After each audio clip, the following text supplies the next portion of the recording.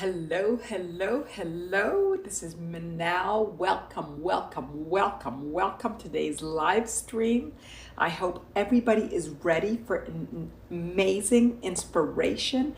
It is all about time. Today we are talking about time. Mary Alice, hello to you. This inspiration is designed on your request. I hope that I called it the right title. Not enough time in the day, week, month, year, life. It was really inspired by your request, and I really enjoy. So yes, okay, fantastic, says Mary Alice. I nailed it, fantastic. Jennifer, hello to you and good morning. Hello, Valerie, to you as well. Really excited. I started this.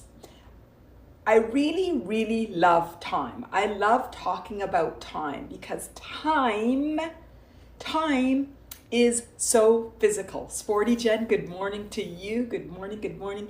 Time is so physical. Time is so physical. It's here with us. We can't avoid and get away from time. So it's so fun to explore time and what our thoughts are on time, our limiting thoughts, I already said thoughts, our emotions, our actions, and our beliefs, all four bodies, but it's a different approach to the four bodies. Time is different in the four different levels. So it's really good, really going to be fun to explore time. So I asked the question. The first question is, what's your relationship with time? And Mary Alice, you asked about this. So what is it that you felt like you wanted to have and find alignment in your relationship with time? What did you want to find alignment with? With never enough. Fantastic. Now, this is what I really love about time is time. And I'm going to say this a few times, because this is what I want us all to nail. We have a different relationship with time for our four bodies. Hello to you, Ren. Hello. So I'm going to say that again. We have a different relationship with time in our four bodies. There is a different relationship. On the physical, I'm going to start with the physical. On the physical, time is here. It's here. We are living on a clock. What time did we start? We started right at 9 a.m. for me. For Valerie, I think it's 6 a.m. Am I right, Valerie? You're on the East Coast. And for Sporty Jen, is it 2 o'clock? 10, 11, 12, 1, 2. It's 2 o'clock. It's 2 o'clock. So time, for us to say, oh, time is irrelevant, time doesn't matter, let go of time. Time is relevant. If you weren't here at your 0, Netherlands, sorry, Valerie, I don't know why I had you on the West Coast, 3 p.m. So Valerie, 3 p.m. If time was not relevant, then none of us would be here at the 0, whatever that X is. So we all are here at X00. So time is very physically relevant. And for some people, timing and scheduling and making life is a Mary Alice, help me. What's that feeling when it's never enough? I'm already going to the emotional body. What's that feeling when it's never enough? So on the physical, we have to be there at a certain time. We have to fulfill obligations. And if we're not on the emotional level, there we go. Overwhelming, stressful, anxiety, fear that we're not going, judgment. Oh my God, I am so bad. I don't make my time. I'm never ready. I'm so much judgment on self and on others. I was in a moving fear. I was in a meeting the other day and I went a minutes late and I got the look at the watch. I said, Jim, don't look at your watch. Don't look at your, and they laughed because I had my confidence to be able to say, hey, don't judge me on that. But I was late and I know that he really values time and he starts and ends exactly on the 00. So I know with him that I have to actually have a very much more respect towards the time than somebody else that 9 means 9:03 or 9:04, like it sometimes means for me. Or what type of thing am I going to that 9:00 means 9:00 versus 9:05 or 9:03 or 9:07. This means 9:00. Mary Alice, over promise and under delivered. What does that feel like? I think that feels like judgment. Never good enough. Never good enough. So let's see this. This is so interesting. So physical time exists. We just gave a lot of examples of when we can be casual with it, when we have to be accurate with it. If I just came on at 9:03 or 9:05, you wouldn't respect this time. But I watch that clock, I watch it count down, and at the 00, I go start live. And boom, we're all here live. And for those of you that don't want to miss from the beginning, because I go straight from it, you're here waiting at 00. If you're casual, you might say, I'll get the meat of it at 07. I'll get the moment at 06:10, which is fine. So Karen, I'm going to see Saturday I was relaxed and happy. Saturday, because Saturday we have less financial. I just said financial because there's a really interesting relationship between financial and time. We can go into that later. But there's Saturday, there's less schedule. There's less timing. There's less, boom, the metronome. I could do the metronome again. So Saturday I was so relaxed and happy and realized it was because I had 0 time pressure. No other reason. Oh, Karen, I read into it. Fantastic. So even today, I had an appointment at 7:30. I had this at 9, and then I had a 2 o'clock appointment. That 2 o'clock yesterday canceled on me because they weren't, and I was like, I just felt this huge release. Even though I had a big window between this ending and the 2 o'clock, I just felt like today became much more free. So that physical boom, boom, boom, boom is also a sense of not being free. And what do we desire? We desire freedom. Mary Alice said, yes, Karen, I felt the same. Oh my God, Karen is thinking of the world, and pressure is what I was looking for. Pressured by time. Fantastic. So the opposite, I was just going to ask, what's the opposite of not being free? And it's pressure. It is pressure. It's pressure. It's being under a pressure cooker. It's feeling, I think I'm going to go back to those words that we said in the very beginning, overwhelmed and stressed, right? We said overwhelmed and we said stressed. And just feeling, yeah, Mary Alice said overwhelmed and Valerie said stress. Mary Alice, beautiful, almost claustrophobic. I closed myself out. So you know what, Mary Alice, what claustrophobic is synonymous with? Energy not flowing.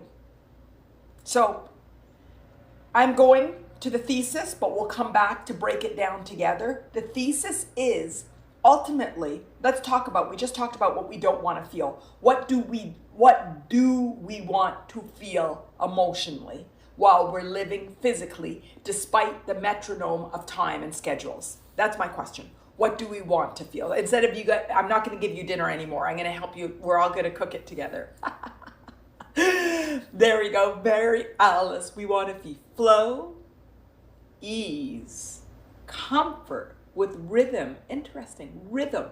So we could still have an appointment 9, 10, 11, 12, 1, 2, 3, 4. How's my metronome?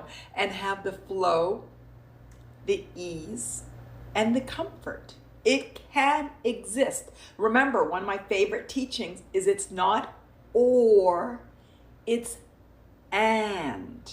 So how does our Monday through Friday feel with the schedule? Look at how interesting the rhythm I keep giving impulsively or intuitively. We can still have that flow, ease, and comfort. And how? It's the number one word. And it's so interesting because I was going through my sheets and just flipping to an empty notebook sheet because I like to sort of put my thoughts down before we start. You all know I sort of think of the preamble, and I flipped through the laughter page, and the laughter page, I had the word alignment, which is one of the biggest things that I wanted to show is like, look, when we're laughing, for those of you who are involved in the laughter inspiration, we're in alignment. Guess what? To be in flow and ease and comfort with rhythm, with time, it's being in alignment. Our physical, emotional, mental, and spiritual are in alignment. And we're going to keep walking through and talking through how to get into that alignment, how to be into that alignment. Valerie, to me, organized. Okay, organized comes into mind, baby. But Valerie, boom, teacher going on there, because I was just going to say that. But maybe that's control. It is. There's an element of organized that's freeing, but there's an element of it that is controlling.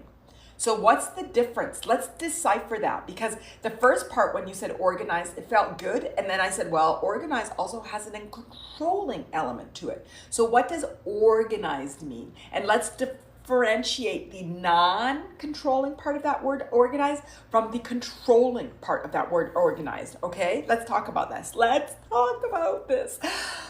Karen, I want to be myself instead of in my brain always planning. Fantastic, fantastic. So when we're organized, I'll use Valerie's word, we don't always have to be in our mind planning, because we have things already pre-arranged, or look at the word that's coming out. We haven't used it yet, but it was my intention, because it was one of my key words, is trusting. Trusting process. So maybe organizing means process. Mary Alice, planning is much more fun than doing. For you, Mary Alice, for the type of brain that you have. So when you know that planning is much more fun than doing, then that's an insight to you to know what your fuel, your mechanism, your DNA is, because some other people might not say that. Mary Alice also said, yes, Karen, I get so caught up in planning. Wait, but do you like the planning or do you not like the planning? But how about if we just flow with it all? Trust it all. What would get us into flow, ease, and comfort with rhythm? What will get us into trust? What gets us into alignment? So let's go back into the resistance.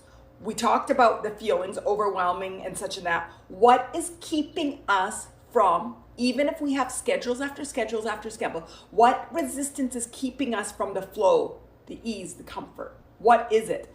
Valerie, I like things to be prepared. And yes, there's a clarity part. Clarity. I wish we had a whiteboard and I can write down all these keywords, because they're the keywords that come up all the time. All the time. I like for things to be prepared, yes. And there's a clarity part of it.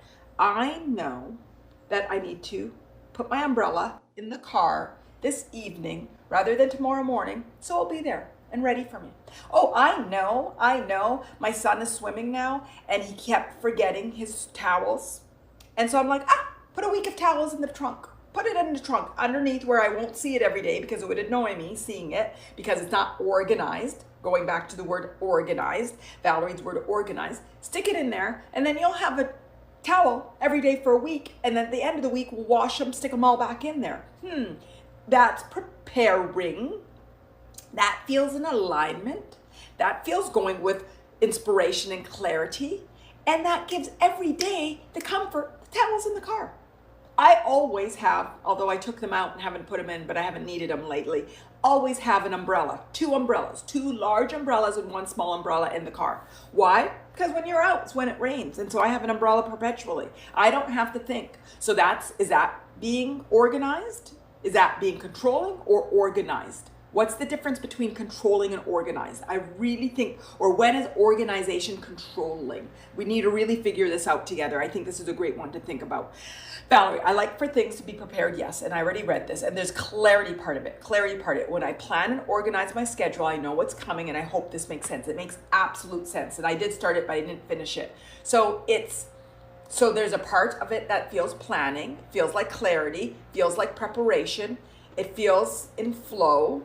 Mary Alice, yes, Manal, I'm afraid to trust, have conditioning that I always felt on being on time. Okay, Mary Alice, I love this. What conditioning do you have on time?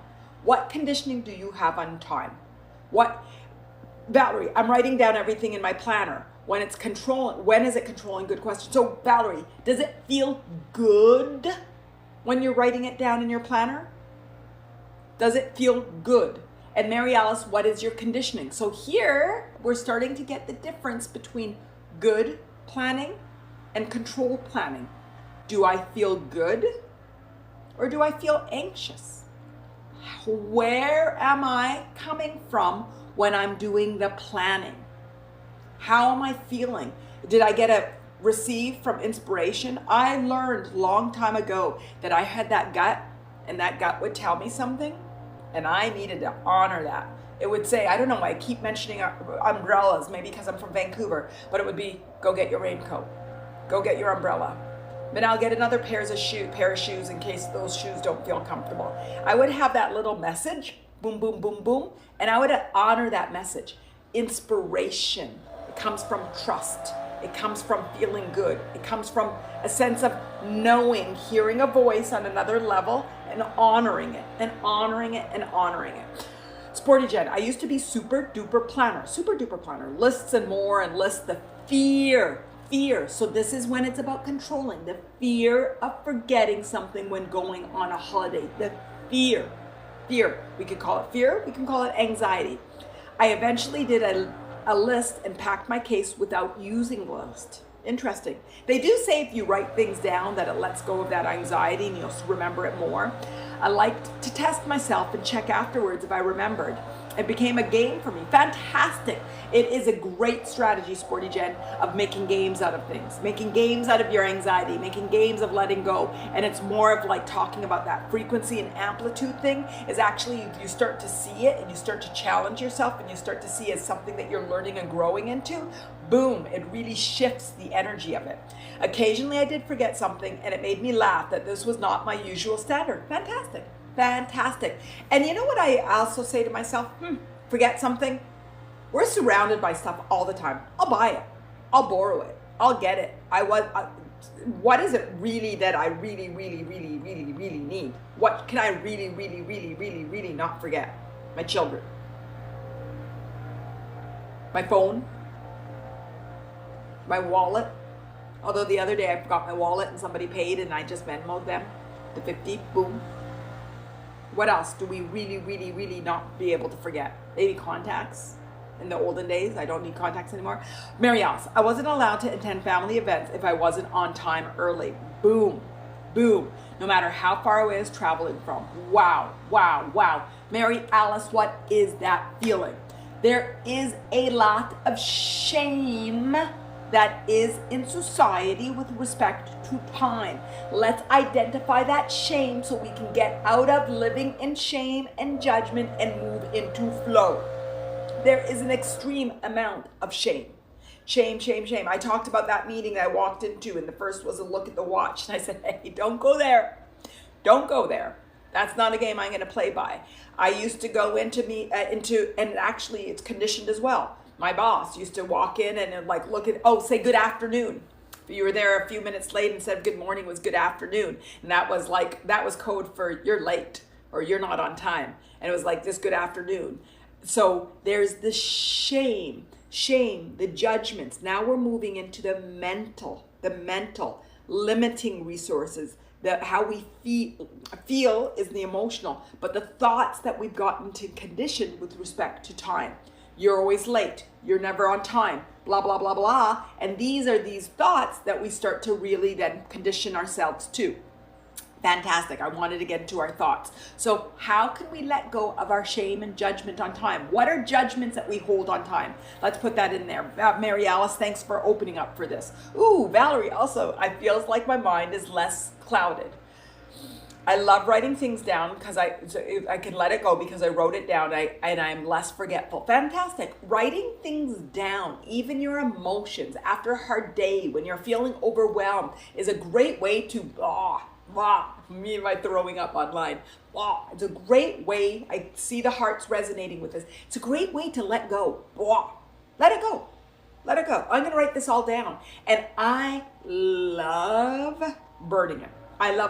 Particularly when I put from emotion. That's a lot of, like if I'm writing a list, no, I don't need to burn it. But if I'm writing a thing that's really emotional with a lot of judgments and a lot of like really raw feelings, I love writing it and then burning it. And that burning is taking away that energy and allowing me to get into alignment. So it's just the finest release. I love writing. Ray, if the umbrellas are in the car, don't you have to run out in the rain to get it? Not if I'm in the car. Ray, I'm assuming, first of all, my car is in the garage. So wait, Ray, I'm out. And then I didn't know it was raining and my car's in the garage. So I go out, it wasn't raining, and then all of a sudden it's raining. Now I have an umbrella. I always have an umbrella. Is that better context? And I have a garage. So if it was my only umbrellas, I go into the garage and get it still. Is that good, Ray? There's some assumptions, some subtle assumptions in there. But yeah, obviously what it is what's alignment for you. How are you prepared in a life of not being prepared? How are you prepared? Going out on a day trip, a really long all-day trip, and having another pair of shoes, because what if those particular shoes that I wore aren't comfortable or get dirty or whatever it might be? Do I have another pair of shoes? What is it in the lifestyle that you lead, having babies, having enough diapers, having in your car a spare outfit, whatever it might be for them in case something happens? And so there's no real emergency ever, never really a real emergency, because you always have what could potentially be an emergency, given your lifestyle and the probability of something happening in your lifestyle. Keeping band-aids in your purse, particularly if I wear a pair of shoes I don't wear a lot. It's like, oh, let me stick a few band-aids in there just in case. And again, a gut, not a phobia, not a fear, but a gut reaction that I honor. Seems like Monday is when the next door neighbors get their lawn done. I hope that's not too intrusive and we're not doing a meditation like last time. I get the hearts going. Mary Alice, I just got this as an unworthiness conversation for you. Fantastic, Mary Alice. It is. Everything can be broken into freedom, unworthiness, and happiness. And that's why we like to go into different topics and then see where does it come and how does it snake into. It was also a freedom thing that I saw, that we were talking about freedom earlier. Oh, wow. Time and my belief of not being free, wow, look at that. Now all I need to do is recognize, oh, I'm free. This is a freedom game. Oh, this is a worthiness game. Oh, this is a happiness game. And boom, now you know what muscle you need to work on. How does that feel? How does that feel? Valerie, there is also fear in my conditioning. When I was a child, I have a lot of memories of being late because my parents were often running late. Yeah, I did that to my kids. I feel really guilty. It made me feel stressed now when I'm late. I instantly feel afraid. I used to be so ashamed as a child when I walked in the classroom, everybody staring. I think planning parents prevents me to be late. Maybe sometimes I'm running a little late, but only a few minutes max. Fantastic, fantastic, fantastic. One of my biggest shame moments was when I asked the fourth grade teacher, what I could do for my daughter, and she said, bring her early. And I'm like, oh, what time do you want me to bring her early? And she really meant on time, not early. And I'm like, oh. They were allowed to be there from 8:20 to 8:40. I'm like, oh, she wants her at 8. And she's like, no, I want her at 8:20, not at 8:40. So it's like so she wanted her on time. Even though there was a range, 8:20 to 8:40, she's like, bring her in at 8:20 so she has time to get acclimated, to put away her bag, to whatever, instead of being like Valerie's describing, coming in at that 8:40 hour and barely having enough time and getting into it and having to be, boom, present, giving her that time to be able to. And I realize now, because I've always been one that always got there at 9 or 9:03 for a 9 o'clock, and I'm realizing more and more that when I actually put in that buffer to get there at 8:55 or 8:57 or 8:53, I feel so much better. I feel so much more at peace and aligned. And I don't have to drive and look at the clock and watch the time on how much time it's going to take to get there, 9 minutes, and how much time the meeting is going to start, 8 minutes.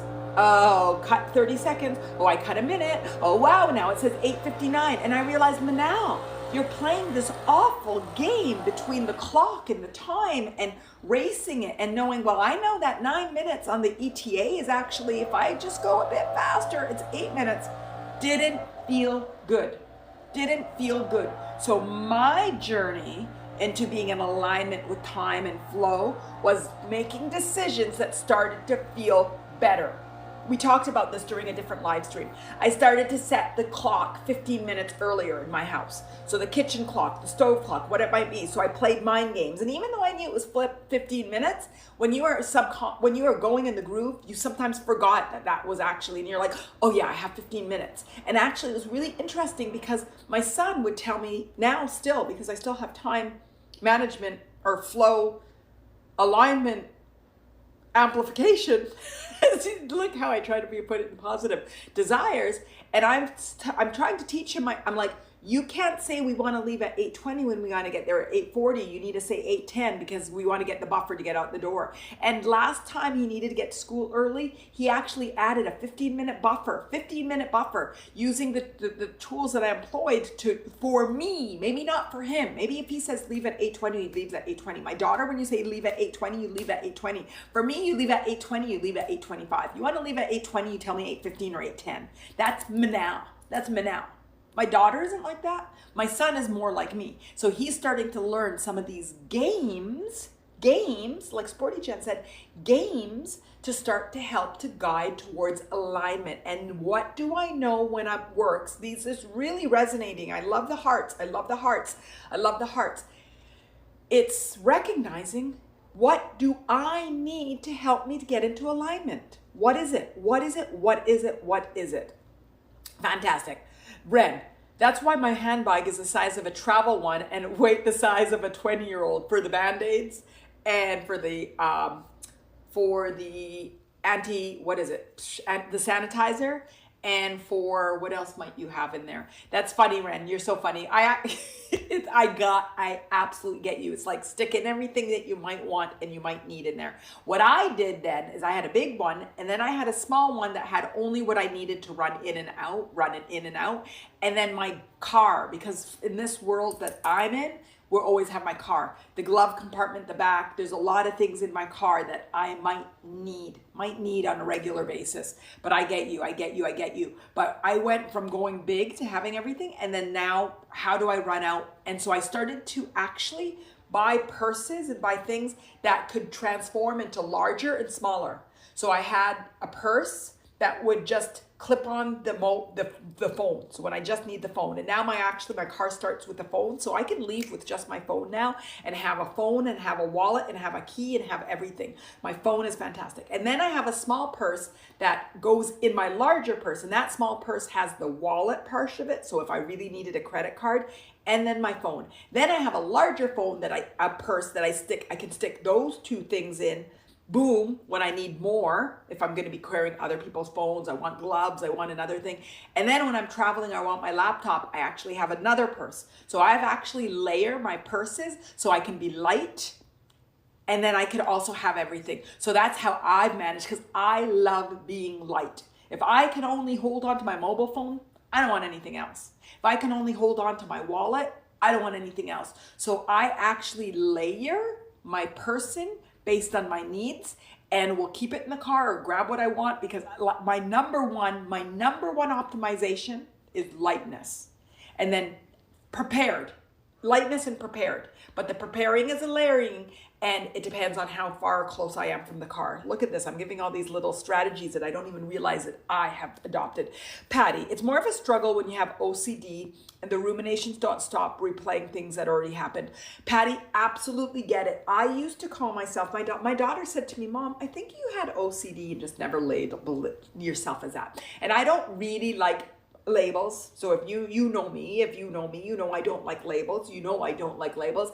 I do like the labels to help you understand definitions and behaviors that have been defined and the key to liberation from them. So I feel that there's a really strong, powerful, and redealing OCD and recognizing that these are what the tendencies are, and here's how you counter it. And then I don't necessarily like to call myself OCD, but then I recognize, these are traits that are representative of this label, and these are things that I can do to ultimately honor it or contradict it or work in harmony with it, So I used to call myself a perpetual optimizer.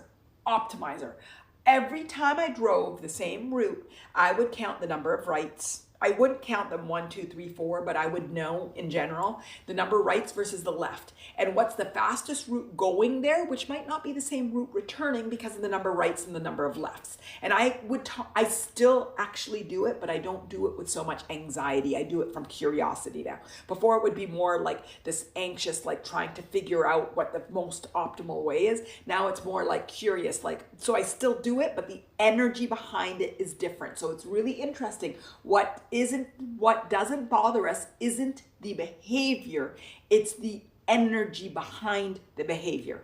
Because I did it today. I can sometimes cut through this little work complex, or I can go the main roads. If I go through the complex, I have to stop and say hi to the security guards, which add time. Depending on which security guard it is, it could be more time because I have to see how I am and what's going on and how the kids are. But you go through, there's no traffic, and then you have to go through a gate, and it cuts a lot of time, particularly if I'm getting to the highway. But if I take the main road, I don't have to stop and say hi, but there might be more traffic, but sometimes it's shorter destination to go this. And so I actually watch the time, and look at, 7 minutes, 8 minutes, and watch it add or decrease because I'm an optimizer. Valerie, it's so interesting to hear little bits from your life. So funny. I know. I'm an optimizer. My daughter said to me, Mom, I think you had OCD and you didn't realize that you had OCD. So Patty, I get it. Those thoughts that go, and it's again, how do you get in harmony? And the essence that I'm saying now, the way I got in harmony with the thoughts was recognizing it's not the thoughts, it's the feeling. Because the same thoughts are happening. This morning, when I went to my morning appointment at 7:30, I didn't cut through. I did the other way because last time when I saw that it gave me, I saw the time difference and I saw it dance before, and actually it was faster not going through. But it's the feeling. So how do I change the feeling? So Patty, I can ask you and I ask everybody, what is the feeling, the resistant feeling that when you have these thoughts? What is the feeling? What are the feelings with them going do? Because I'm a thinker. I'm a strategist. I always call myself an idea generator. People are like, that's a great idea. I'm like, I'm an idea generator. Or in a meeting, I'll come up with an idea. That's a great idea. Well, I'm an idea generator. And so, but what's the feeling with some of those thoughts? And that's what we want to calibrate away from or to the flow, the surrender, the ease, the trust, all those things that we talked about. Karen, no worries about the yard work. Still can hear you. Oh, thank you. That's a delay and I keep hearing it. Okay, Karen, I'm going to go back. I know I have comments going in. This is when I fly, when I'm talking and the comments are coming in, and sometimes I lag and sometimes I see them, and you guys all know me and you all love me, I hope. So it's okay. Okay. As she goes off on her tangent. This is when I'm like, talking too much. And like, but I'm the one that's talking too much. Okay. Karen, I'm an optimizer at the age of 60, but wasn't at all until I changed careers from music to education. Requires more planning and time management. And Karen, does it feel more in alignment with who you are or less in alignment? More in alignment to who or less in alignment? So my daughter also labels herself as OCD and working through things. And she had to go somewhere early Saturday and Sunday. She had everything laid out in the morning for what she was going to do. She had the blender, because she was going to make a smoothie. The blender was out there. The water bottle that she was going to take. The cup that she was going to put her smoothie in. The lid that she was going to have. She had her boots laid out. Everything was laid out because she was going to wake up earlier than usual and knew that if I had everything lined up, my morning tomorrow would be much more relaxed and stress-free. Now, does all of that thinking the night before cause more stress or less stress? More stress or less stress? Are you coming in from clarity? Or are you coming in from anxiety? Are you coming in from ease? Or are you coming in from, I don't want to forget anything? And this is the key to the energy that we want to just release and we want to become aware of, and then come in and do it from clarity. Do it from clarity. Okay. Yendi, hello, 12 minutes ago. And yes, I also needed that, says Valerie. I need a little space to be grounded whenever I go anywhere. It keeps me calm. Fantastic, Valerie. That's what I've learned about that too, is that I like that space, that minute or two, and try to just figure out how do I give myself that. And Marielle, so these are all comments when I talked about the clock and stuff. I do the same thing, Manal. All my clocks are at least 11 minutes fast. Laugh, LOL. I love that. I love that strategy. And I love the strategy now. Ray, I bet Ren keeps her umbrella in her bag. I love it. Ren, do you have an umbrella in that bag of yours? I love that strategy of also, I used to say that everything was 7 minutes or 17 minutes. Nothing was ever 10 minutes and nothing was ever 20 minutes or nothing's ever 30 minutes. It's like the 27 minutes or the 17 minutes or the 7 minutes. But it was true, but that sort of accuracy also bit me in my hiney. I'll use the word hiney instead of the other word. To keep it clean, but I almost keep it clean. It also bit me. So now, instead of 7 minutes or 17 minutes or 27 minutes, it's actually 10 minutes, or it's 20 minutes, or it's 30 minutes. So that's another way that I do it. I'm overestimating the duration it takes there, because the underestimating, even though it was accurate, didn't give me that buffer that I'm looking for. So look at this. These are all strategies that keep us in alignment. Sporty Jen, I do the whole car navigation thing too. I find a relief when I know I'm not able to be late. I've always had a need to be on time. I feel stressed when I'm going to be late. Virgo perfectionist. Yes, I never had been late, and it was always made stressful, but I never really shifted to it. And it's really interesting because as I teach my son to drive, I'm saying to him, you never go anywhere with the feeling of late, because, do I pass them? Do I go faster? Do I whatever? But we're late. Then too bad. You can never drive feeling late, because we're driving from a place of safety, of being prepared, of anticipating, of, even though you have the right of way, you never have the right of way, because the only right of way that you want is safety. So even though you get to go first, you're going to ensure that they are recognizing that you get to go first. And so time, I find such an interesting, we talked about how in the car, that ego, I had last a few inspirations ago, I talked about how you realize that when you're a car that you might have a different ego, because your car protects you and brings out an ego that might not exist in the real world. And me and my son had that conversation. Well, time, somehow getting that automobile, and that we have to drive, and we have an accelerator, and we have traffic lights, and we have things that we can't control, and we think we can control, has a really different flavor of an interesting taste with time. And so interesting, we're talking about time, and I keep talking about car and driving, because a lot of that time is that transportation from point A to B, and B to C, and C to D. But when any time we should get in that car, I realized, this car should not be involved in my time in any way. Once I get in that seat, I'm surrendered to the journey as it flows. This is how I've tried to reestablish and recalibrate my life. Once I'm in the driver's seat, now I'm at surrendered, and I do it really good with airport travel. Surrender to the flow. Surrender to the flow. Surrender to the traffic lights. Surrender to the speed limit. Surrender to the 45, to the 25, to 35. To get home to my home, there's a stretch of road that goes closer to my home, it's 25, then there's a 35, and there's a 45. And there's so many deer, there's so many dogs, there's so many people walking, there's so many bikers, that I realized long ago, this is somewhere that you absolutely respect the speed limit. Absolutely respect the speed limit. This stretch of home, 2 miles on the side and 2 miles on the side, so it doesn't matter which way I come, it's an absolute respect of speed limit. So how do you respect and surrender to traffic flow, to traffic lights? How do you surrender? This is a question. How do you surrender to traffic lights and traffic flow? Yendi, Manal, I recently decided to stop playing mind games and stop making my clocks fast. I did this because I wanted to be authentic and hold myself in truth. I started prodding myself and being proud of being timely. Yendi, love it, love it, love it. And we're different places in the journey.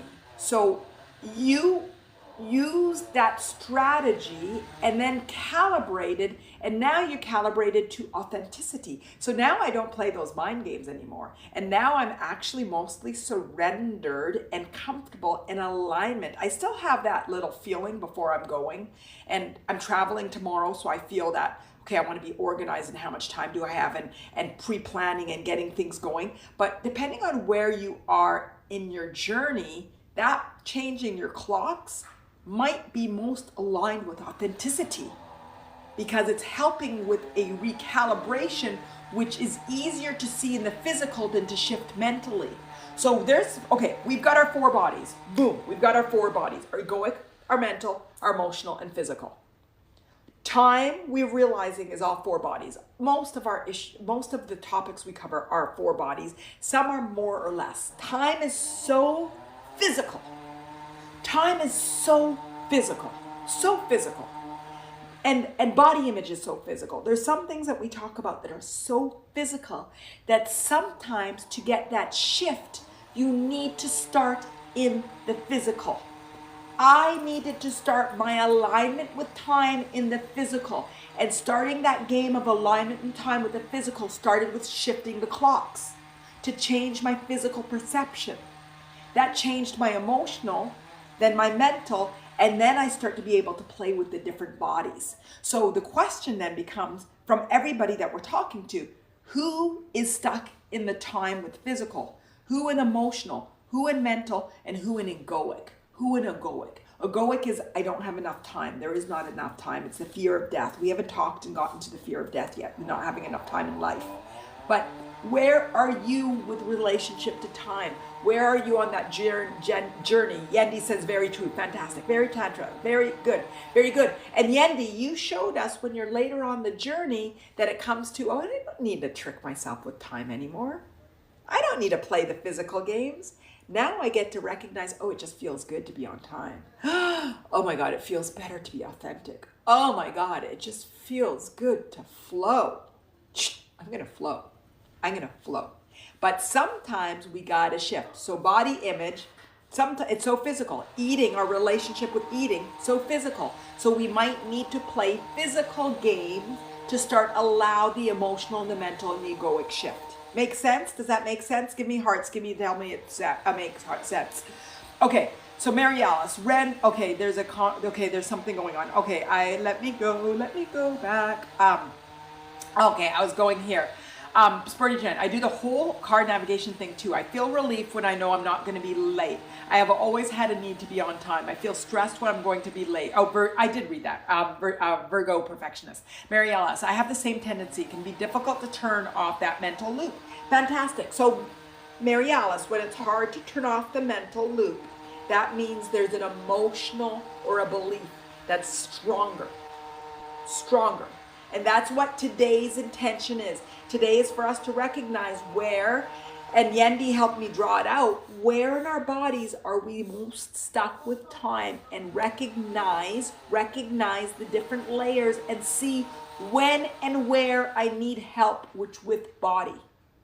Different times, it might need a different body. And there might be 1 or 2 tricks that I can do to get me into alignment, because the whole point we recognize is we want to flow and get into alignment. But it's a really big, great topic because it's so physical. It's so physical. I haven't said my favorite statement yet. On the spiritual level, time does not exist. On the manifestation level, on the vibrational level, on this level, time is not existent. anything can happen on this level, on the spiritual level. And we haven't really gotten to that because really we're speaking so physically. Because when Mary Alice said, let's talk about time, Mary Alice, your intention was, let's talk about it on the physical, my relationship on the physical. But one important part of the physical relationship with time is your spiritual relationship. So let's talk about this now. And I see there's a lot of comments. Am I talking too much, guys? Am I not reading the comments enough, or is this feeling good? Is this feeling good? Let me know. But I'm getting the hearts. I'm getting some hearts, so that feels good. So what's our relationship with time on the spiritual? So you know me, I like shifting the lenses, and I like shifting the lenses because we can recognize in the physical, but if we're stuck with low, unlimiting beliefs and low beliefs on the spiritual, boom, we will never be able to ultimately really shift the way that we want. Ray, is the feed messed up for anyone else? I'm seeing repeated text. I am not, but I'm jumping around a bit today, but I haven't yet. So Marielle, so we're talking about our egoic beliefs. Karen, I read this. Mary Alice, your daughters process my everyday, usually a combination of both fear and freedom. Okay, let's find the fear aspect of it and let's let it go. Let's find the anxiety. I'm going to use the word anxiety, which is a fear we don't define, and let's get it go. So Mary Alice, your approach, and everybody is going to start to recognize the emotion behind everything you do. If we can start to understand the emotion, and when you're doing it from freedom, you keep on dancing and singing. You keep dancing and singing. If you are doing it from freedom, then if you recognize you're doing it from fear, from anxiety, from stress, from lack of alignment, I've got the goosebump going, so this is hitting. You stop and pause.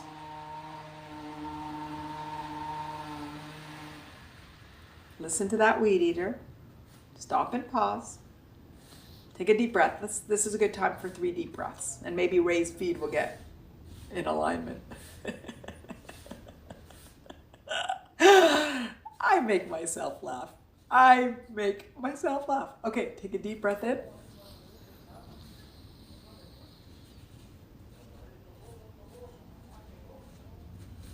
And release. And today is so powerful. I love talking about physical experiences because our physical experience is so real. And when we identify the relationship between our physical, our emotional, our mental, and our egoic, one of my desires very soon is to make a soundproof studio. I have the space for it.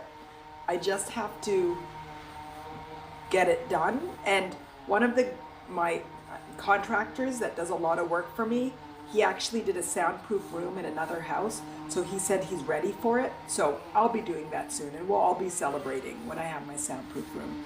Take a second deep breath in. I'm so excited about it. It's on the top floor, so it means I have to take a lot more stairs, but I think we'll really enjoy it, particularly on Mondays. I stay away from Wednesdays because that's when my angel does my landscaping. Take a deep breath in and release. So Mary Alice, I just demonstrated, and everybody, when we start to recognize we're doing things from fear, from alignment, from being awareness. I'm traveling tomorrow. My flight's at 5:34 in the morning. It's an early morning flight. It's a really early morning flight. 5:34. Is that really early? Maybe late because we don't go to sleep. Whatever it is. I start to get anxious, and I never consider myself having anxious, but I start to recognize the behavioral shifts that I have before I start to travel. And then the mind. And then today it was like, oh, don't forget to take out the passports. Would I have forgotten the passports? Very likely not. But it's less than 24 hours before I travel. The passports aren't out yet, which is interesting because usually they'd be out a few days before that I have that moment to take out the passports. Is it bad that they're out not now yet? No, it's not bad because it wasn't ever a stress, because if it was, I would have taken out. But I start to recognize this, and what I've done is honored it, is recognize, oh, this is just the energy that you have of wanting to have everything perfect. But then the more I become aware of it, the more I can start shifting it by doing things beforehand from a clarity and alignment. 2023, year of the soundproof room. I cannot wait. I'm so excited. From alignment and awareness and awareness and awareness. So that's what we want to do. I still haven't seen the egoic beliefs. And let's take a third breath. We took 2. How's everybody feeling? Take a deep breath in.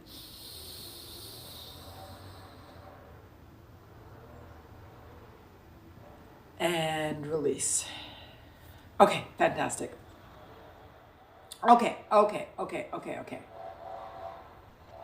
Mary Alice said that Mary Alice, I want to hear everybody's egoic beliefs. Karen, way less in alignment, but we have learned so much, have strengthened parts of me balanced. Fantastic. Karen, are you referring, way less in alignment in your new job, but I've learned so much, have strengthened parts of me in balance. Well, what part is out of alignment? Let's get that part of you in alignment. What part is out of alignment? Ren, less stress. I do the same, and knowing I have plenty of time helps me not being anxious. Fantastic. So in the physical, there are ways that we can deal with the time.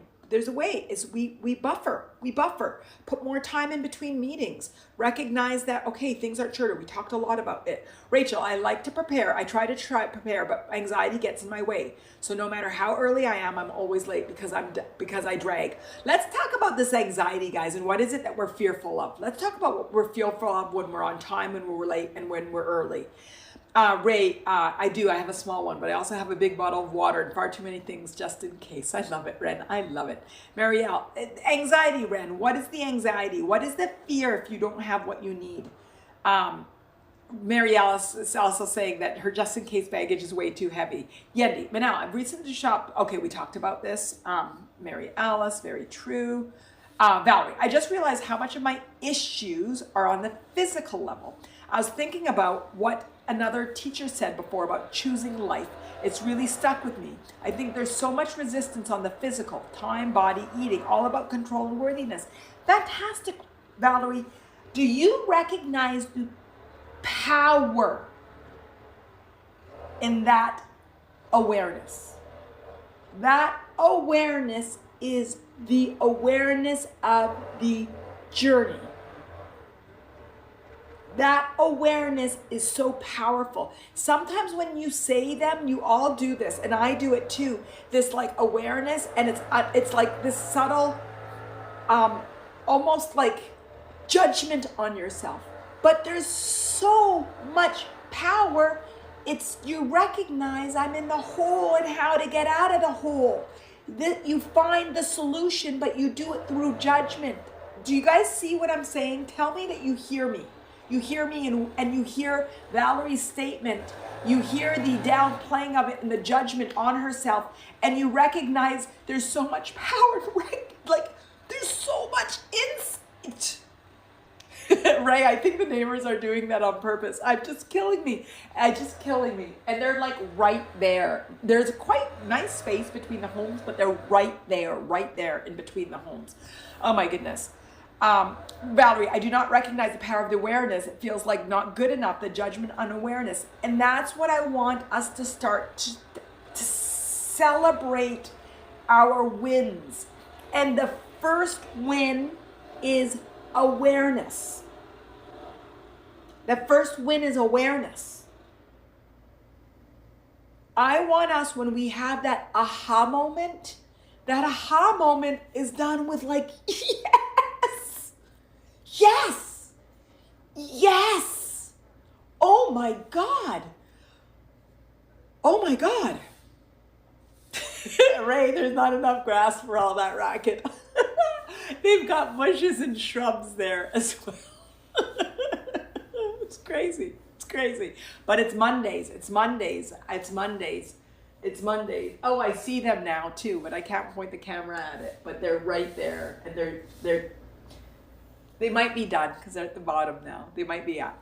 Okay, I've noticed that even the awareness is not good enough because I know just how judgmental it is. Fantastic. If that's a great one for us, if we can take away from today to celebrate our aha moment rather than feel like I'm bad because I carried this. This is the human journey. This is what we're here for.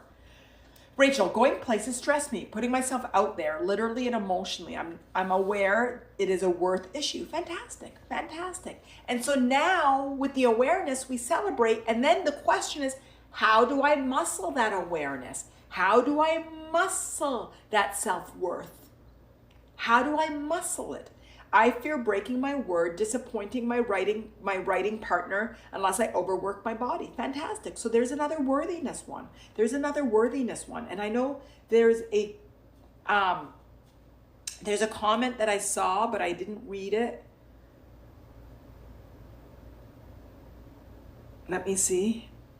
Okay. Valerie, egoic beliefs are I'll never be happy. Never be happy. Happy, worthiness, and freedom. So we've talked about happiness, we've talked about worthiness, and we talked about freedom very subtly. I think I'm the one that mentioned freedom, but it's all three. I'll never be happy. Running out of time and trust. Running out of time. That I'm going to die before I'm successful. I'm not capable. I'm not worthy. Valerie, you actually have the flavor of them all in there. That I'm not worthy or whole. That I need to do everything I can do to change and better myself. I'm afraid to fail as a person. I'm afraid I'll never feel joy. Fantastic. So can we all start to recognize that our physical fear and anxiety of time is actually a judgment on self?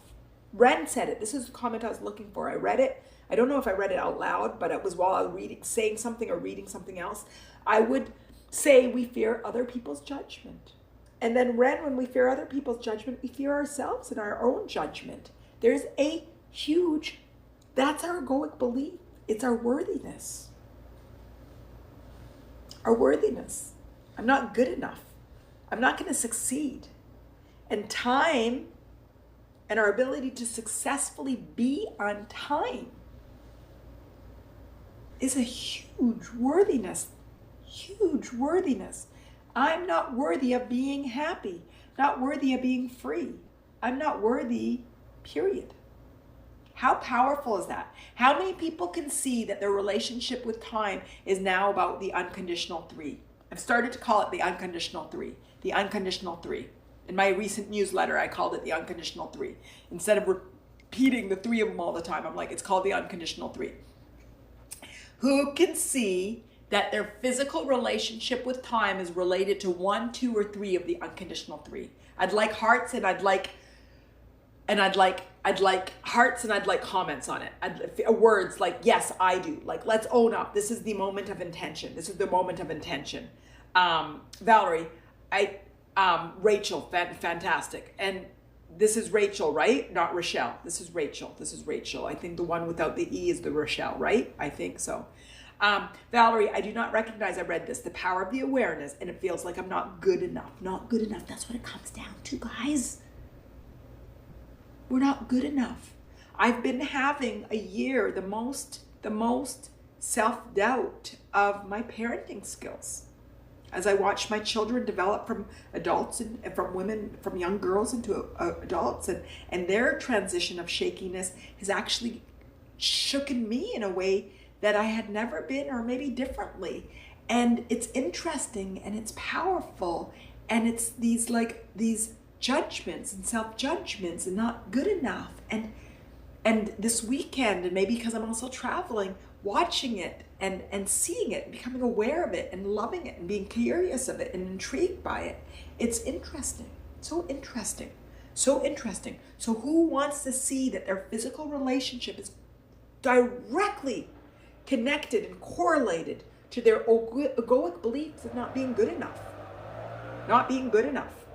Rachel said, okay, it's worthiness. It's worthiness. I put myself out there and I'm not, it's self-worth issues. Valerie, I've noticed that even the awareness is not good enough because I notice how judgmental it is. Fantastic. There it is. The worth of it. Mary Alice, I feel breaking my word, disappointing my writing partner unless over worthiness. Valerie, can we do an inspiration in the first step, awareness? Yes. Valerie, isn't it crazy that my very, very, very first inspiration, my very first, I don't know, any of you, were you on my first inspiration from the beach on self-awareness? Was anybody on there? My very, very, very, very, very first. That was a year ago no, it was not even a year ago, because I didn't do my inspirations till 3 or 4 months later. So it was maybe 6 or 7 months ago that I did my inspiration from the beach on awareness. It wasn't interactive. It was more when I was speaking and I didn't have the confidence yet. So I wasn't doing them live. It was from the beach, and it was unaware, and it was when my friends, it would all be my friends saying, yeah, Manal, you're awesome. Oh, Manal, this is great. And it was mostly a lot of my friends. And so, but it would be really interesting if any of you, because obviously rogue non-friends were on there back then too. But my very, very, very first one was about awareness. And the intention was to go through step 1, awareness, step 2, acknowledgement, step 3, appreciation, step 4, letting go, and step 5, surrender, to go all 3 and have a series. And I think I got to acknowledgement, and then I started talking about other subjects because everybody wanted more real subjects. But yes, I'll do one on awareness and just talking about awareness. Step 1 is awareness, and we judge it rather than celebrate it. Who wants to join me in celebrating awareness? Who wants to join me in letting go of the judgment of awareness and recognizing it's step 1? It's step 1. It's step 1. You can't shift without awareness. It's step 1. Valerie says, yes, let's celebrate it. Valerie, oh my God, so cute, my friends. Yeah, they were so nice. They are, not even were, as if they don't even celebrate me and help me and support me. They are. I'm so fortunate. Now I'm blushing because I love my friends. Mary Alice, Valerie, knowing is a great first step. Keep practicing and soon the heart will catch up and you'll feel it. Yes, Mary Alice. Yes.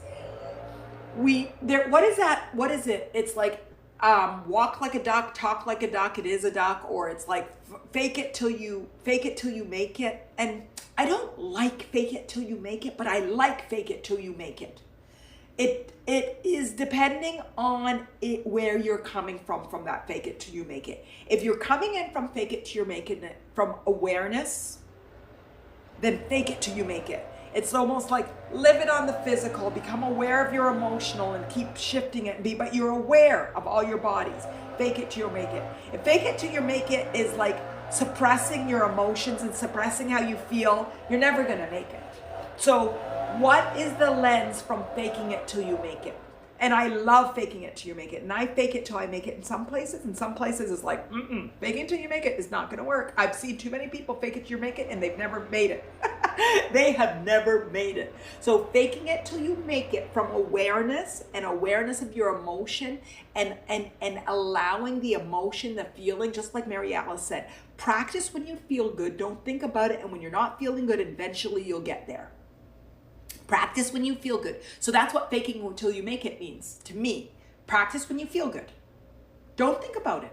And when you're not feeling good, don't think about it when you're not feeling good, and eventually you'll get there. That's what fake it till you make it be.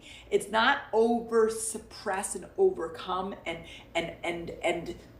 plow over your feelings. It's about faking it, feel good, and being it and living it and emitting it and inspiring it and radiating it while in full awareness of your emotions. Faking it by feeling good and doing things that feel good, and then associating that feeling good with that action that you might not actually be in, but recognizing, oh, I feel good, so I'm going to fake that feeling has to do with everything in my life, even though I might resist in something else, but use that positive feeling in there. That's what fake it, you make it in a positive way is. Guys, was that clear enough? Because it's so important, so important, so important. So important. Cynthia, yes, ready to see it, my unworthiness. Fantastic. And Cynthia, I'm going to say it differently. Yet ready to see it, my worthiness, my worthiness. And Rachel said yes as well. And Valerie said, this makes me so sad that I truly feel so unworthy knowing I am. Okay, Valerie, it's sad until you're not. Now we're happy because now we're aware. So can it make you feel happy now? Can you make it feel happy? Can you make you happy? Can you make it? Okay, Valerie, I'm not sure when I feel good, although I do fake things till I make it. I do believe somewhere that there'll be a shift, but also a lot of doubt. So what's the opposite of doubt? What's the opposite of doubt? Talk to me, everybody. What is the opposite of doubt? Trust, yes. There was another word I was thinking of, but trust is a fantastic one. Faith is a beautiful one. It's not the one I was thinking about, but faith is a great one. Faith is beautiful. I guess it depends what kind of doubt you have. Those were not the words. Self-belief is a fantastic one. Fantastic one. Not the word I was thinking too. And what are we playing? Charades now? Charades. Certainty is closer to what I was thinking. Certainty. Confidence. Staff. I love that. Yendi said certainty. Worthiness. Valerie. Clarity. Karen got what I was thinking at. Clarity. Oh my God. When I realized the shift in inviting, knowing, clarity, trust, but clarity, specific word I realized to counter the self-doubt that I was having. All those words are beautiful, but the self-doubt that I was feeling, and tell me all of that clear, I realized inviting clarity was an incredible shift when I realized, oh, I'm inviting clarity, single-mindedness, centered. Morning, beautiful souls. Ashley, morning to you. Clarity. Ashley came in when we were talking about clarity. Clarity. Knowing. Knowing is on this level. Okay, let's talk about time, because that's what we're talking about. Okay. I'm going to go through all the layers. This is going to feel so good. It already feels good to me, and I haven't even said it yet. Okay? Everybody stay with me. Give me hearts and guide me if something doesn't hit. Really interesting. I forgot to change the camera to landscape and I can't do it. And I don't know if you guys like this better or like the landscape better. I've been wanting to say this for the whole hour, but I wouldn't let myself say it. But now I'm saying it. But now I don't know if it's positive because there's so much focus right now in this moment. Okay, so let's talk about this. Okay, we're talking about time. And we're going to talk about the 4. John, thank you. I'm so uncomfortable. There's an energy that's off about me because it's not in the landscape. And I couldn't figure out how to shift it. If you could see that I was sort of off in the beginning, I was trying to shift it in settings. I couldn't figure it out. Thank you, John, for that clarity. Clarity. Okay, so I'm going to guide us through the 4 bodies relationship with time. Okay, I'm going to start with the egoic. I surrender to universe, to life, to knowing, to trust. I know that life will come and life will go at a time that's for our highest good. And I recognize that any resistance to that is simply control. And it's okay. Because as humans, humaning, part of our journey is to lean into trust, surrender, knowing that there is a meaning, knowing of my purpose, trusting and surrendering. And I know on the egoic that time is unlimited, unconditional, and infinite.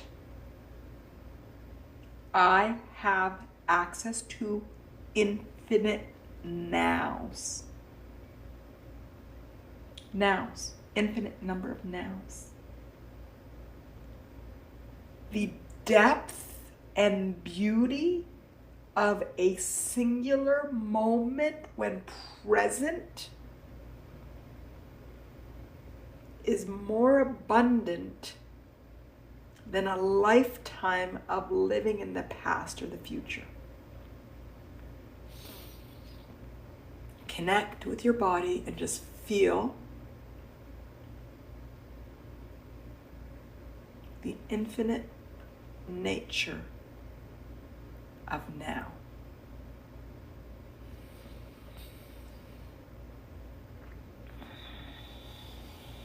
And I recognize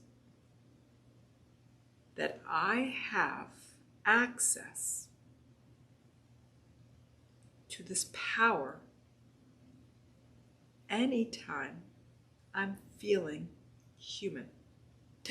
Whew, powerful. Okay, that's our egoic level. So powerful, so powerful.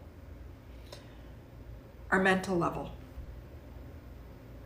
Oh, I love when I live from clarity. Knowing, believing as truth. The belief is on the egoic level, and just the clarity in the knowing. I know and trust my ability to process and to understand and to become aware of my four bodies. I process from a place of acceptance, compassion, self-love, full worthiness. My mind is my tool to allow me to interpret my life experience in my four powerful bodies. My mind is my detangler. I'm human, living a human experience, and it's the power of my mind to guide me to clarity. So powerful. Okay, our emotional body. Our emotional body. Our emotional bodies is the calibrator to truth. Every resistant feeling is a gift. Resistance is a gift to guide me to worthiness, freedom, and self-love, happiness, joy, bliss. I'm going to start to recognize the beauty, the strength, the power in every emotional response. Anxiety is layering of emotions. It's conditioned lack of honoring of resistance. And I'm going to start to see it as a gift because it's guiding me towards knowing, clarity, joy, bliss, happiness, and ease and flow and peace and ultimate alignment. My emotions are here to guide me to alignment, to flow, to trust, to ease. And now my physical body. My physical body is the expression of humaning. Without my physical body, I'm not humaning. And time is a beautiful physical gift. And I've used time to remove me from worthiness and freedom and happiness. But now I'm going to recognize that it's actually similar to my emotions. It's a gift to teach me how to flow, how to align, how to be in the now and present. And we've gone for an hour and 13 minutes, and we didn't really talk about that our relationship with time is because we're not present with the now. We're not present. So the anxiety is about the future or the judgment on the past, which is what we call the conditioning. But we have every moment now, and the clock can be running, and we can have a metronome going tick, tick, tick, tick, tick, tick, tick, tick. We have seconds. But when we align with our now, with our present moment, it's all irrelevant. And we get to find the pleasure, the joy, the most beautiful sensations and tastes of the physical expression of life.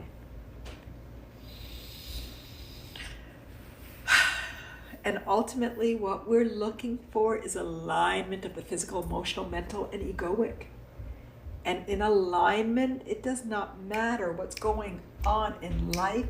We live from flow and peace and happiness and love. From trust, from surrender, from beauty. Oh, it feels so good. Okay, see the hearts? Okay, how's everybody feeling? Was there any resistance? Did you pick up any resistance? Do you see how time is a gift? Do we see how time is a gift for us to master our physical experience? Humaning? Time is a gift to allow us to master humaning. I want to write that down. Time is a gift to help us master humaning. How does everybody feel? How does everybody feel? What are you aware of? I feel really good. How is everybody feeling, and what are you aware of? Talk to me, talk to me, talk to me. I feel so good. Talk to me like lovers do. I think I sang 2 songs. Last time I kept getting sing, sing, sing, Manal, sing, sing, and there is no songs that were coming to me. Valerie, so powerful. I had to write some things down. When you talk, it feels like truth, like yes. Okay, I'll make this into a meditation. But emotionally, or rather egoically, there's still doubt. I find it hard to trust. Valerie, what I want you to do is to savor the taste of the doubt. This is how we release the energy. This weekend, I've been savoring the tastes. So in food, there's sweet, there's sour, there's so many others that I can't even think of right now. You guys can list them for me. Even though sour is sour, like even like you do sour and there's a beauty. People love sour. So, people love sour. Why do people love sour? Because it wakes up sensations. So I want you to take that self-doubt and to enjoy the savoring taste of it, to recognize that it's a gift to guide you to trust. It's the navigation. We talked about navigation time. We talked about it all day today. The navigation, the car navigation. Your self-doubt is your navigator to trust. Your self-doubt isn't bad. It's guiding you inside to feel and align to trust of the universe, to trust of the earth, to trust yourself, to trust in your purpose. And you use that doubt to say, when we're using our navigation system, okay? I keep my audio off because she annoys me when she talks. Sometimes it's a he, because I've changed it to he. And I really enjoy it when I give it a British accent, but then they don't understand me as well because I don't speak in British and they're interpreting, but I really enjoy the British accent just for all my and then you turn the wrong way or you take the wrong exit. It's going to either optimize where you are or it's going to take you back onto the right route. But you're still going to get there. Might take a bit longer. Actually, might be shorter, or it might be the same. Like, I know I'd like to get off on Blue Ridge Road instead of Edwards Mill. My navigation system wants me to get off on Edwards Mill. I want to get off on Blue Ridge Road because when I get off on Blue Ridge, the museum is there, and then I go off onto Reedy Creek, and it's really slow. But Edwards Mill is like 6 lanes, and the Blue Ridge is like 2 lanes, and it's not very busy. So I prefer that exit. It doesn't add time. It's just a different route. Your self-doubt is your route to your trust and to your truth. The problem with your self-doubt is the judgment you have on it. It's the but. Emotionally or egoically, there's still doubt. It's like it's bad, rather than, oh, I just have to conquer this. Like, oh, my self-doubt is guiding me to the truth. My self-doubt is what brought me to Insight Timer. It brought me to today to ask about time. Mary L says overwhelmment with time asked us for us to talk about time. It's guiding us to truth. Can we see our emotional systems, our egos, our bodies, our four bodies as our navigation systems? They're our navigation system. The problem we have is that we're judging them as bad rather than recognizing their navigation systems. Who can buy into that? Rachel, feels complete and I'm aware of now. One day at a time. Yes, Rachel, but I'm going to say it differently. Moment. One present at a time. And I'm a work in progress. Yes, I'm on journey. I am on journey. Just now. We just have now. And now. And now. And now. And now. And now. The Power of Now. Eckhart Tolle wrote it, and he didn't come up with anything that was like his own. They're yogic teachings. But he took one of them, The Power of Now, and made it a book. What happens is that all these Eastern beliefs exist, and they're just in here, and all these different sutras and all these different books, and then some author will take it and westernize it and give it the focus on the power. Oh, that's powerful. The power of now. Well, that's not everything that they're talking about in the Eastern, but they just give it to us as the power of now. But that's what it means. It's the power of now. And what we've talked about is all of the resistance that keeps us from now. But the difference in the subtlety I want to keep introducing us, that resistance is the game of life. One of my favorite games when we were growing up was the game of life. Do you guys remember? We had that board and you had the car, and then you put yourself, and then you got married, then you had children. Oh my God, I haven't played it so long. I haven't thought of it. That self-doubt is one of the boards on the game of life. Manal, I can make a game of life with worthiness, freedom, and liberty. And on there is self-image, and on there is body image, on there is health, and on there is time, and on there, it's so many different things. So many different things. It's the game of life. So the answer, I'm going to read you again, Valerie, so powerful. I wrote some things down. When you talk, I feel truth. I know you speak and resonate truth. And I am aware that my doubt is leading me to truth. My doubt guided me and is guiding me, and I'm going to trust my navigation system. Who trusts their navigation system? So I had an old Infinity. That navigation system in the olden days, my olden 10 years ago, 7 years ago, what am I talking about? You actually had to do software updates by connecting to Wi-Fi. Like, it wasn't like now on my Tesla where it just updates. Boom, boom, boom. You go to sleep, you say 3 a.m. and it updates my thing. But my Infinity back then, I didn't trust it, because whatever changes were going on, do you trust Waze? Do you trust Google? What is the Google one called? Do you trust the Apple one?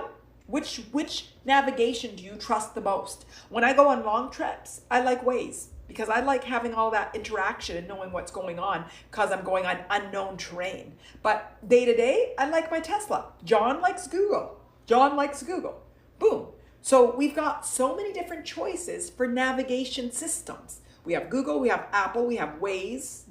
John, tell me, am I missing anything else? Anyway, we have our navigation in our car. So I've got my Tesla. We have the one in Infinity. We have all of these things. So just a map, just a map. My dad loves maps, and my dad loves visualizing. He takes things out and he wants to know when he's somewhere. Am I east or west? And I'm like, I'm dumb. I have some people that are just so visual that when they travel somewhere, they need to know where they are physically relative to the ocean, relative to Canada, relative to Mexico, relative to the Pacific coast, relative to the Pacific Ocean, where I'm like, oh, I'm in Tennessee. And I'm happy there. But yeah, we have physical maps. Do you trust your navigation system? Do you trust your navigation system? Your emotions is your navigation system. Your mind is your navigation system. Your ego is your navigation system, and your body. Do you trust your navigation system? Everybody tell me if you trust it.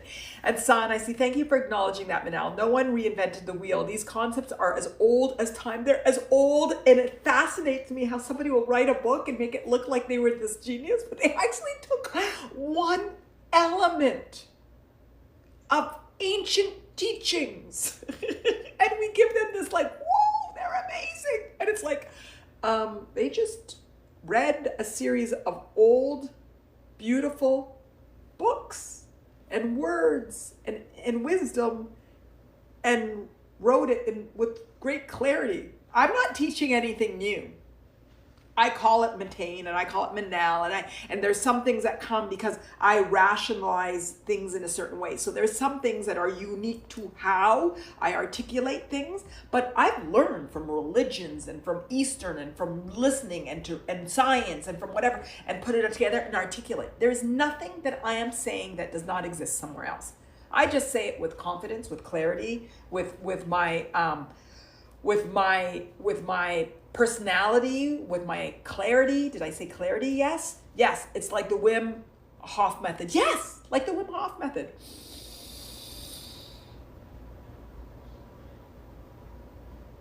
He's not teaching anything new, but he's teaching it in a way that people can receive. He's messaging it. He's branding it. He's doing it. He's creating a momentum of it. So he's wonderful. He's wonderful. He's creating awareness to the beauty of breathing. Pranayama? Anybody?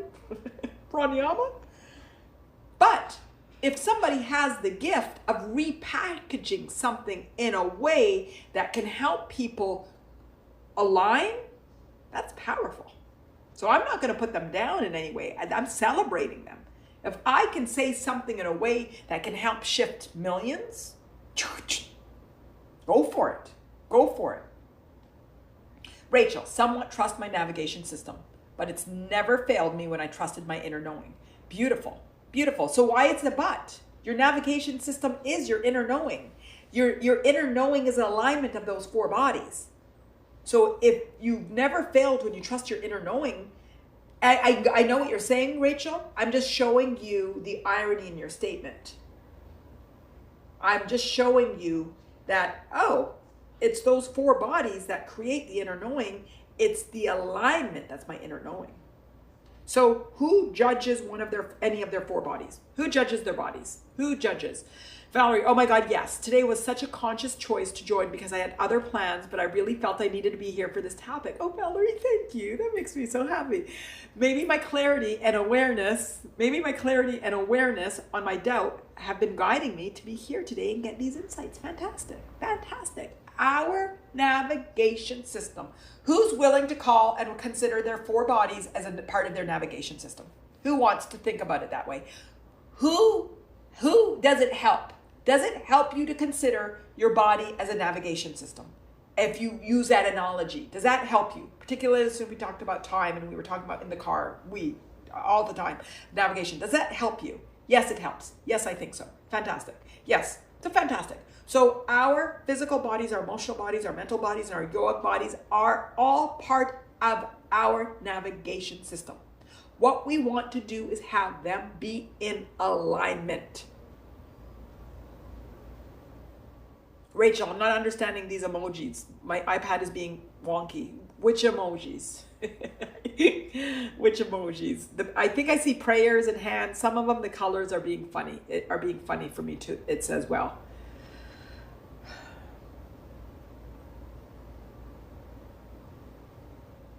I'm seeing if I missed comments. Yes, it's that itself is a journey. I see that that Valerie said, acknowledging it's a journey. It's a journey. It's a journey. Yes, it's a journey. And Mary Alice says, yes, today it softened my doubt and released hope. Beautiful. That's what I want. That's just what I want. This is what I want. I think I'm up to date with comments. If I am not, let me know. Andrea, my navigation is Como. Hence I'm awake at this ungodly hours. I don't want to miss any word you say. Is FOMO. My navigation is FOMO. Well, Andrea, we want to get you out of that FOMO, but I love that you're here. I love that you're here. It will be available. It will be available. I'm a bit behind on my postings, but it will always be available. I'll have them all available. And it's all, I had to leave and return, Rachel says. Well, fantastic. You guys, I love you all. I love you all. Oh my God, it's going to be a blushing moment. A Manal blushing moment. I love you all. I love you all. And your drive and desire for clarity drives and gives me clarity, so much clarity, so much clarity. And I just honor every single one of you, and I honor our process, and I honor our humaning, and I honor every single story that we have. So much story. I just honor everybody's story and how everybody is here, and everybody is here at the perfect place. You're all here at the perfect place. Every single one of us is at the perfect place, and our journey has been perfect, and nothing is ill or wrong. Manal, we talked about planning, Valerie. Manal, we talked about planning. I always plan our live streams and try to plan around it so I can be here. Fantastic. And you guys, I plan too. I had to put this on my calendar. I had to pre-schedule it. I gave it enough time for everybody to be able to do it. I scheduled something on January 5th. I have it in my mind and on my calendar. It's not on Insight Timer yet, that it's going to be. We have to plan. So let's get back to the physical. Okay, let's get back to the physical. We don't have to. Part of being in the physical life and the physical experience is planning. It is timing. It is calendaring. It is. Now, the question is, how are we going to feel and believe? Am I going to be running around with my head topped? This was my old belief. Life is crazy and I'm always running around. Life is crazy and I have so much to do. I have a million things to do and I'm so stressed out. Life is crazy. My favorite thing used to be saying life is crazy, life is crazy, life is crazy. Okay? Now it's, I trust my timing. Everything works out for me. Even when I have things that are back to back to back, somehow something gets scheduled or moved or flowed. There are a few times that I was like, how am I going to make this work? And the universe does it for me. Everything works out for me. Everything works out for me. I like to be relaxed and allow the flow between my things. I trust my inspiration. I trust that things will get done when they need to get done. I trust that I like to live and come in from a place of ease and flow. I trust myself, and I trust the universe, and I surrender, and I schedule ways that feel good to me. And sometimes I'll have busier days, and sometimes I'll keep days that are so free because that feels so liberating. And I love to be social, and I love to see people, and I love to feel good, and I love it to all be ands. So we can still have a really scheduled, full, productive life and be in flow and relaxed. They're not ors, they're ands. And I'm becoming more and more and more productive and more and more and more and more relaxed. I'm more relaxed than I was 10 years ago. And I'm still super productive and super scheduled. I mean, I can tell you how many boards I am and how many things that I'm involved in and how many things, I can list them. My name, my HOA, I'm on the board of a school, I'm on a board of 2 software companies. I do, and I'm building up this thing. I keep myself busy. I have a lot of friends. I have my neighborhood friends who don't like call me neighborhood friends because it means call them neighbors instead of friends. And I have my friends that I grew up with, and I have my friends from my different children's mama groups. So I've got a very rich social life. So I live life on a nice tempo, but I've been so surrendered and trust. So it's how do we do it with the and? How do we do it with the and? We don't have to give up the fruits of life to live life full. We can do the and it all comes from being present and purposeful and aligned and trusting and knowing and clarity. Come on, everybody, put in your words. This is when we amplify our vibration. Put in your words. What do you want to feel? How are you feeling now, and what do you want to feel? How do you want to feel? I get that the universe is smarter. Oh my God, Mary Alice, I love it. The universe is smarter than us. And then whatever schedule I've set for myself, and no one is really judging me but me, fantastic. Trusting the universe. That's trusting the universe. Valerie, empowered. Empowered. I'm getting goosebumps. Peace. Peace. Peace and joy. It's from within. It's turning off the external noise and calibrating internally. Feel clear and clarity. That self-doubt is a gift to my clarity. That self-doubt, that's my calibration system working. What happens when people come numb to their calibration system? Depressed, tired, anxious. A lot of words that we've talked about during these inspirations. So when we turn off our calibration system, we feel overwhelmed in the vibrational negative zone. So we got to use it to guide us to the destination. Look how cheesy I'm going to be. To guide us to the destination of self-worth and peace and happiness and joy and freedom and inner harmony. Andrea, my inner harmony. Harmony. Harmony between the four bodies. Harmony between the four bodies. Going with the flow. Flow, water, movement. Flow means movement. Trusting the movement. Trusting flow and movement. Okay, guys, I'm feeling really good. Is there any resistance or anything? We talked a lot of subjects today. It's really powerful, much more powerful than I expected it to be.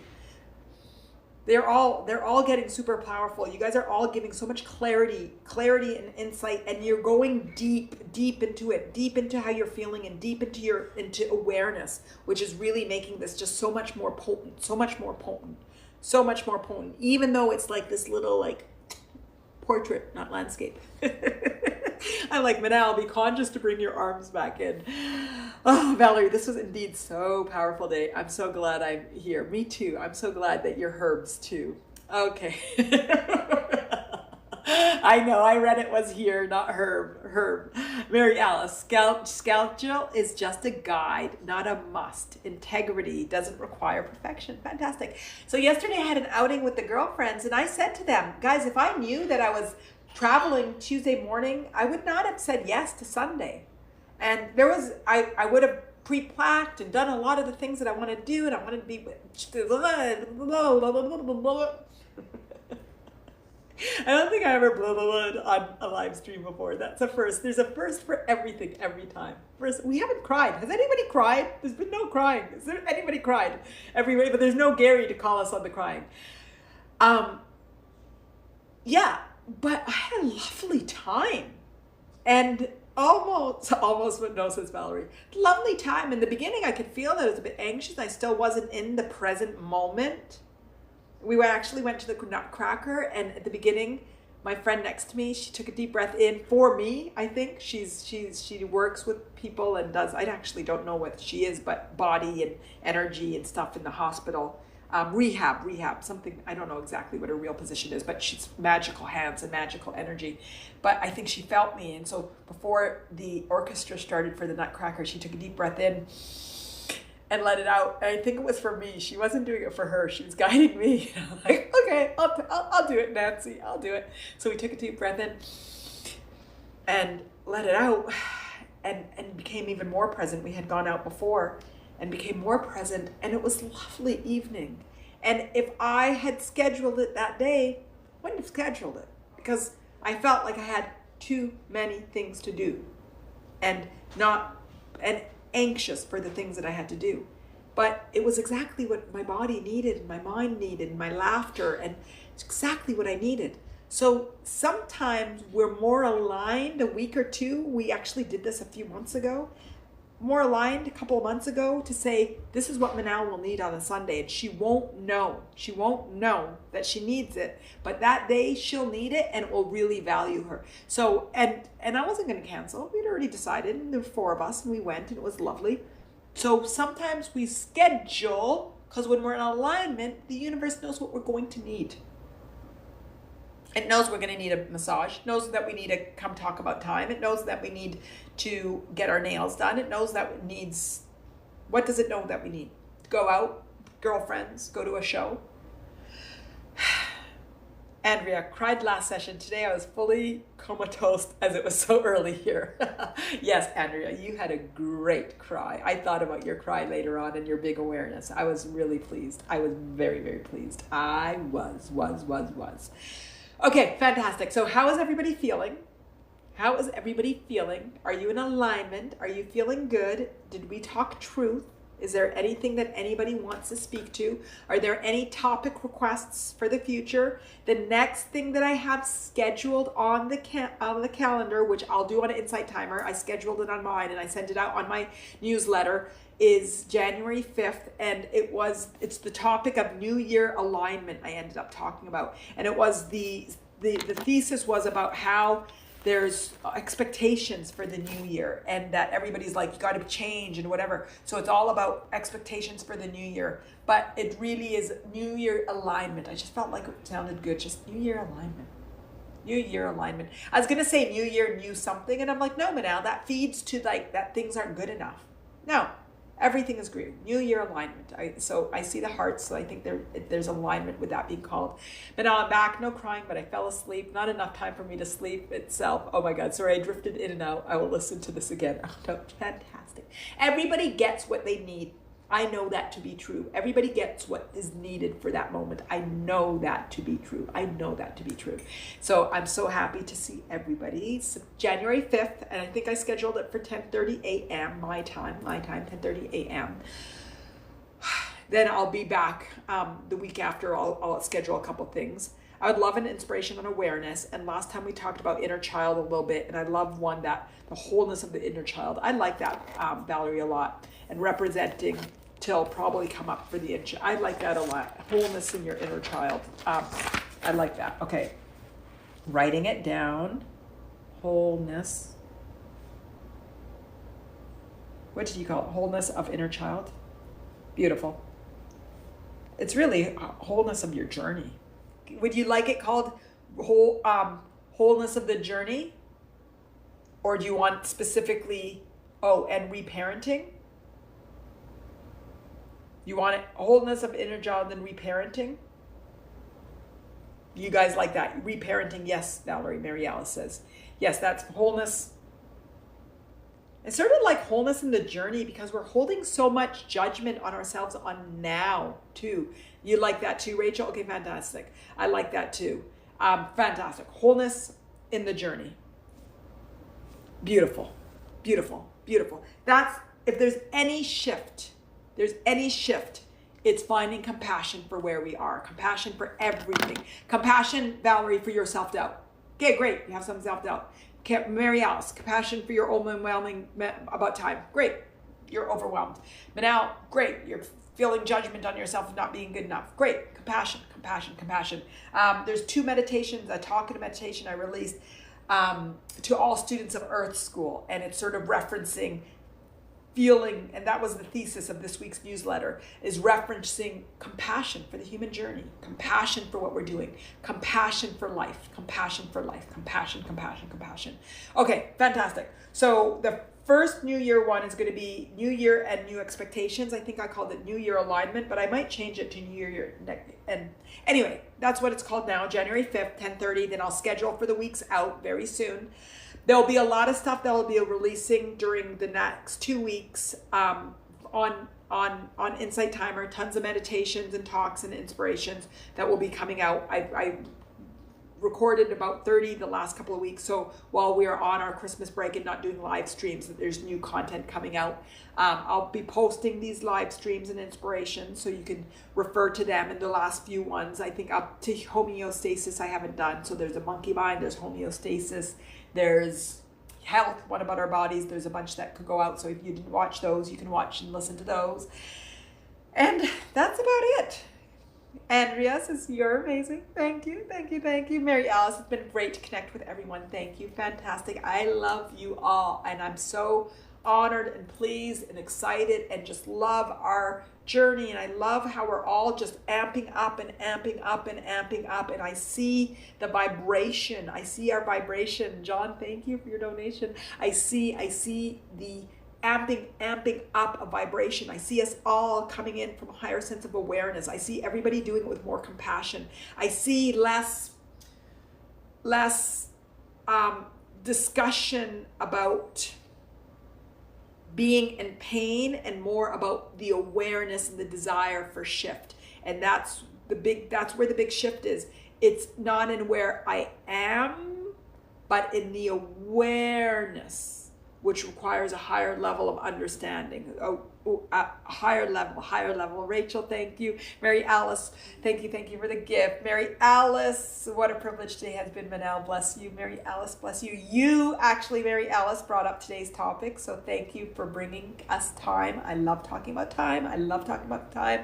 Sporty Jen, have a wonderful Christmas, Manal, and everyone. I know this is the week of Christmas. Today's the 19th. It's like, wow, it's a 6-day counting, 6 day counting, 6 day. I've got my Christmas nails on. Only once a year will I do red. And my Lee said to me, Manal, I think you should do red. I'm like, Lee, you know I don't care for the red. She goes, perfect red. New York apple. Big apple red. Although I think it should be called Snow White red. And it's actually the colors of the red heart red. Maybe I'll call it Red Heart Red. Fantastic. Well, everybody have the most wonderful moments. Make every moment count. We just have the current moment. Let go of expectations for the future.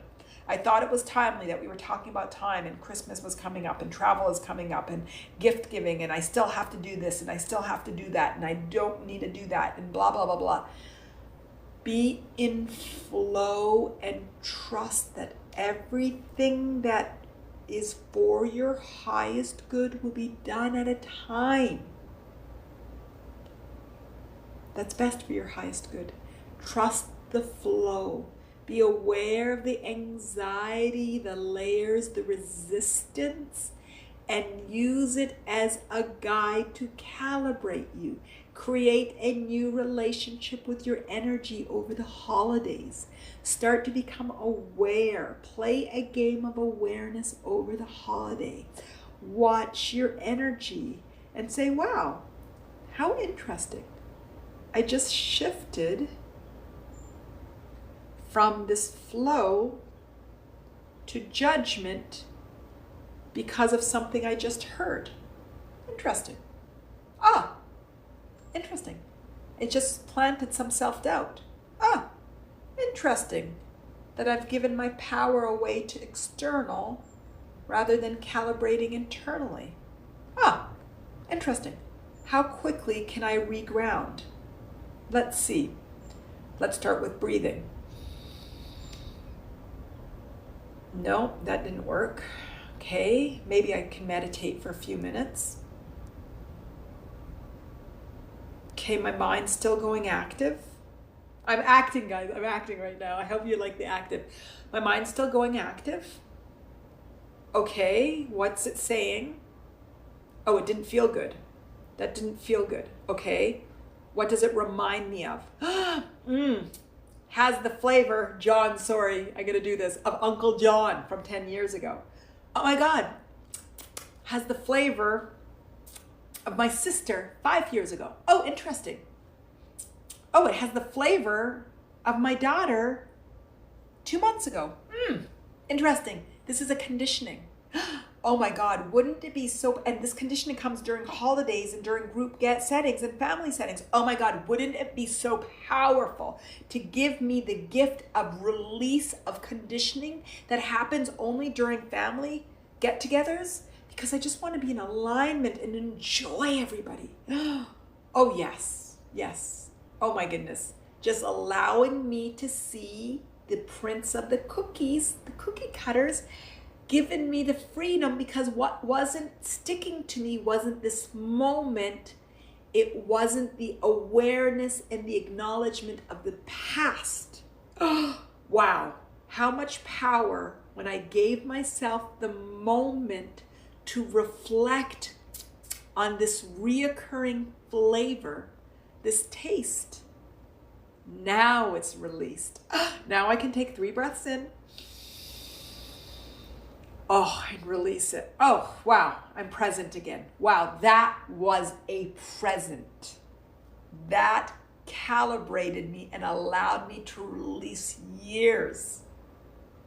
Can you all adopt that lens as you start to enter the holiday season, which brings different layers of resistant stories, because resistance comes in flavors and different times of the year brings up conditioning of the past. So you only have certain times to actually clean up certain resistance. And so enjoy the flavors of it. Don't take anything personal. Remind yourself, there is nothing that's happening that's personal. This is just so learning and growing and expansion. What did Manal say? Student of Earth School. But actually it wasn't really Manal. It's Gary, oh God, how do I say his last name, guys? Seat the Soul. Gary Zuzak? Someone write his last name in there. It's not even mine, but it's his lens of seeing us as students at school gave me so much compassion to this humaning earth journey. Yes, be compassionate to yourselves and to others. Recognize the resistance and just love it to calibrate back to internal. Use it as a tool to clean yourself up vibrationally. Clean up vibrationally. Go with the flow. That's my favorite tool at the moment. Fantastic, Sporty Jen. Go. Thank you, Brenda. Seed of Soul by Gary Zukav. I wanted to stick an S in there, but it's the K that I was missing. Zukav. Thank you, Brenda. Thank you. I love that book. I've read it listened to it actually over and over and over and over and over. It was my COVID book actually. Over and over and over and over and over and over and over.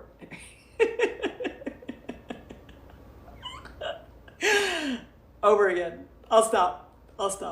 Yes, the lens of compassion. Please, during this holiday season, it's about love and grace and compassion.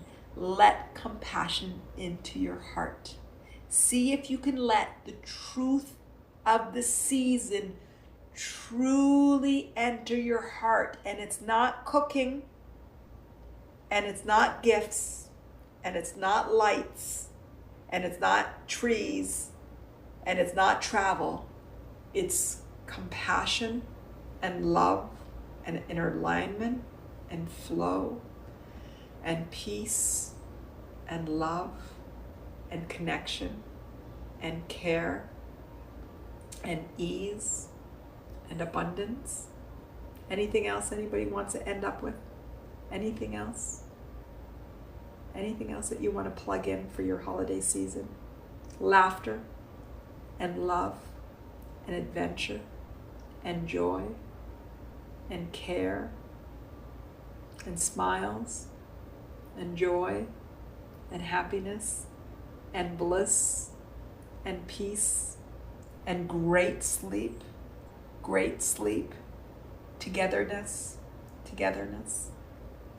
and just feelings of satisfaction and gratitude and appreciation that comes from truth, that comes from your core, that's full of knowing and clarity and flow and ease and heart and love and love and love. Measure your holiday beauty. Measure your holiday by your alignment.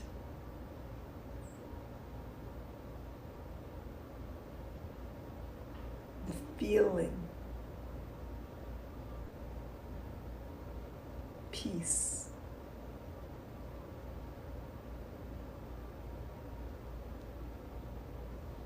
You are all amazing.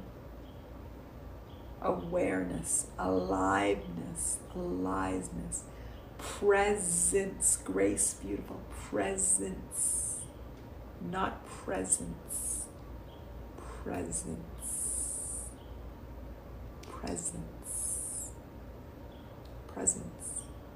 And when you do it for you, you do it for the whole room. Nancy took a deep breath beside me and released. It was for me. She did it for me.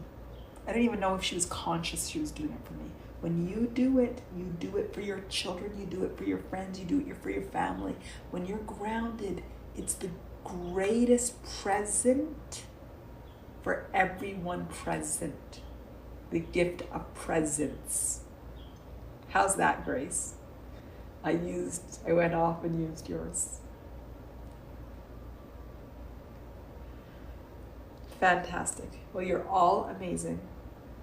Enjoy being present.